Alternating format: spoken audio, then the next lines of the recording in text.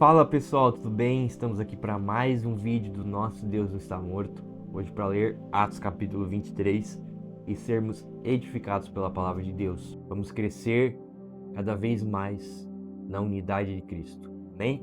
Paulo perante o Sinédrio. Fitando Paulo os olhos no Sinédrio, disse: Varões, irmãos, tenho andado diante de Deus com toda boa consciência até ao dia de hoje. Mas o sumo sacerdote Ananias mandou aos que estavam perto dele que lhe batessem na boca. Então lhe disse: Paulo, Deus há de ferir-te parede branqueada. Mateus 23, 27 a 28, Lucas 11, 44. Então lhe disse Paulo: Deus há de ferir-te parede branqueada. Tu estás aí sentado para julgar-me segundo a lei, contra a lei. Mandas agredir-me. Os que estavam ao seu lado disseram: Estás injuriando o sumo sacerdote de Deus? Respondeu Paulo: Não sabia, irmãos, que ele é o sumo sacerdote, porque está escrito: Não falarás mal de uma autoridade do teu povo, como está lá também em Êxodo 22, 28. Sabendo Paulo que uma parte do sinédrio se compunha de saduceus e outra de fariseus, exclamou: Varões, irmãos, eu sou fariseu, filho de fariseus. Está lá em Atos 26, 5 e Filipenses 3, 5. No tocante à esperança e à ressurreição dos mortos, sou julgado.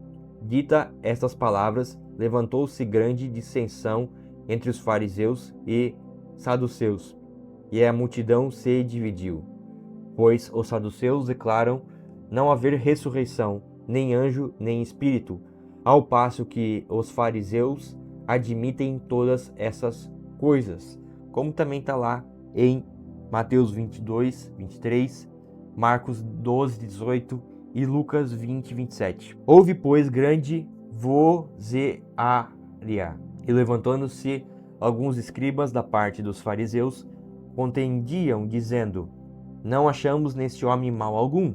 E será que algum espírito ou anjo lhe tenha falado? Tomando vulto a celeuma, temendo o comandante que fosse Paulo espedaçado por eles, mandou descer a guarda para que o retirassem dali e o levassem para a fortaleza. O Senhor aparece a Paulo. Na noite seguinte, o Senhor, pondo-se ao lado dele, disse: Coragem, pois, do modo por que deste testemunha a meu respeito em Jerusalém, assim importa que também o faças em Roma. A cilada dos judeus. Quando amanheceu, os judeus se reuniram e, sob anatema, juraram que não haviam de comer nem beber enquanto não matassem Paulo. Eram mais de 40 os que entraram nesta conspirata.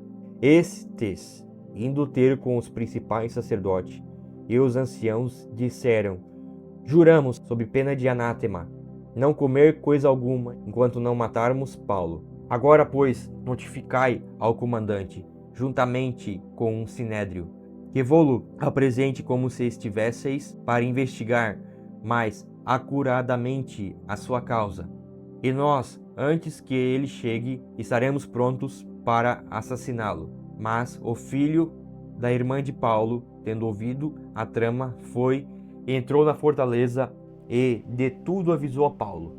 Então este, chamando um dos centuriões, disse: Leva este rapaz ao comandante, porque tem alguma coisa a comunicar-lhe. Tomando-o, pois, levou-o ao comandante, dizendo: O preso Paulo, chamando-me, pediu-me que trouxesse à tua presença este rapaz, pois tem algo que dizer-te. Tomou-o pela mão o comandante e, pondo-se à parte, perguntou-lhe: Que tens a comunicar-me? Respondeu ele: Os judeus decidiram rogar-te que amanhã apresentes Paulo ao sinédrio, como se houvesse de inquirir mais acuradamente a seu respeito. Tu, pois, não te deixes persuadir, porque mais de 40 entre eles estão pactuados entre si, sob anátema, de não comer nem beber enquanto não o matarem, e agora estão prontos, esperando tua promessa. Então o comandante despediu o rapaz, recomendando-lhe que a ninguém dissesse ter-lhe trazido estas informações. Chamando 2 centuriões, ordenou: tende de prontidão, desde a hora terceira da noite, 200 soldados, 70 de cavalaria e 200 lanceiros, para irem até Cesareia. Preparai também animais para fazer Paulo montar e ir com segurança ao governador Félix. E o comandante escreveu uma carta nestes termos: a carta de Cláudio a Félix. Cláudio Lísias ao excelentíssimo governador Félix: saúde! Este homem foi preso pelos judeus e estava prestes a ser morto por eles. Quando eu, sobrevindo com a guarda, o livrei, por saber que ele era romano, querendo certificar-me do motivo por que o acusavam, filo descer ao sinédrio deles. Verifiquei ser ele acusado de coisas referentes à lei que os rege, nada, porém, que justificasse morte ou mesmo prisão. Sendo eu informado de que ia haver uma cilada contra o homem, tratei de enviá-lo a ti, sem demora, intimando também os acusadores a irem dizer, na tua presença, o que há contra ele. Saúde. Paulo, no pretório de Herodes. Os soldados, pois, conforme lhes foi ordenado, tomaram Paulo e durante a noite o conduziram até Antipatride.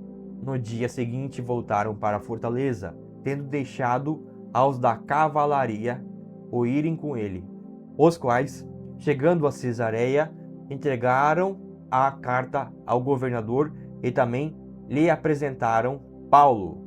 Lida a carta, perguntou o governador de que província ele era, e quando soube que ele era da Cilícia, disse: ouvir-te-ei quando chegarem os teus acusadores. E mandou que ele fosse detido no pretório de Herodes. Então, veja que coisa interessante. Paulo era levado diante das testemunhas, diante de governadores, para ser uma testemunha do Evangelho. Então, na sua desonra, Deus o colocou ali para pregar o Evangelho.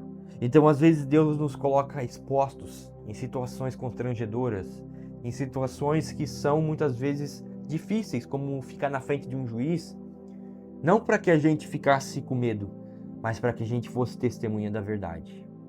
É isso que nós aprendemos aqui. Paulo não se envergonhou do Evangelho, mesmo na sua dificuldade aqui com eles. Paulo permaneceu firme, mesmo em meio às dificuldades da sua caminhada cristã.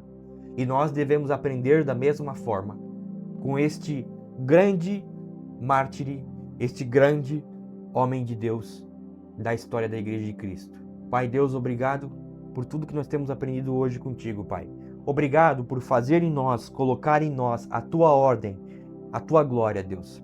Nós não somos merecedores da tua glória, mas o Senhor colocou o teu Espírito em nós. E nós hoje entendemos todas as coisas pelo Espírito Santo. E sabemos todas as coisas. E sabemos a maneira certa de agir em todas as coisas, Pai. Deus, Pai, obrigado por isso. Obrigado porque o véu que nos separava, o sofisma que nos separava de Ti, aquilo que era contrário a nós, todo escrito de dívida que era contrário a nós, o Senhor pegou esse escrito de dívida e colocou no madeiro. E agora nós temos liberdade em Cristo. E nós não nos envergonhamos de pregar o Evangelho. Por quê? Porque nós sabemos a nossa esperança, nós sabemos de onde vem, sabemos para onde vamos. E nós estamos felizes, com nossos olhos abertos, com o nosso sorriso no rosto. Por quê? Porque carregamos a mensagem daquele que é fiel, de um Deus maravilhoso e fiel, que não vai deixar a gente retroceder, mas que nós vamos avançar em arrependimento, em mudança e em constância no Senhor. Em nome de Jesus, Deus te abençoe. Até amanhã que vamos ler Atos capítulo 24, em nome de Jesus. Deus te abençoe.